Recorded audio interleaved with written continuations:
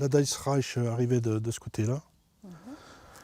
Les maquisards venaient d'en bas de Guéret. Et c'est ici qu'ils se sont rencontrés et qu'il y a eu le massacre. Ils sont tiraillés des deux côtés. Quand il s'agit du maquis, Gérard Laïb est incollable. Et pourtant, bien peu connaissent l'histoire du massacre de Combeauvert, un des nombreux oubliés des livres d'histoire. Je suis sûr qu'il y a d'autres sites qu'on ne connaît pas.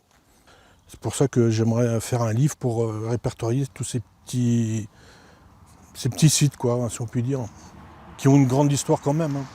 Gérard Laïb n'est peut-être pas historien, mais depuis toujours, cet ancien chauffeur a la passion de l'histoire.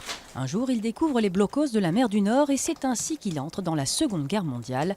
Depuis, il consacre une grande partie de sa vie à traquer la moindre trace de cette histoire encore brûlante.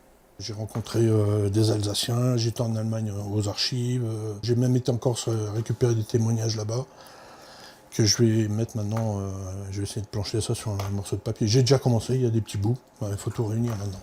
Gérard Laïb a déjà rassemblé 11 000 documents, mais ce qu'il cherche maintenant, ce sont des traces du maquis creusois. Photos, lettres, témoignages et même anecdotes, car c'est avec ces petites histoires qu'il souhaite raconter la grande.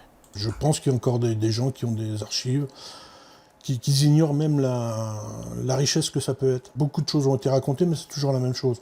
Moi, je vais essayer de trouver les petits détails, les petites choses. Alors, je prends mon temps. Ça prendra le temps qu'il faut, mais je le ferai.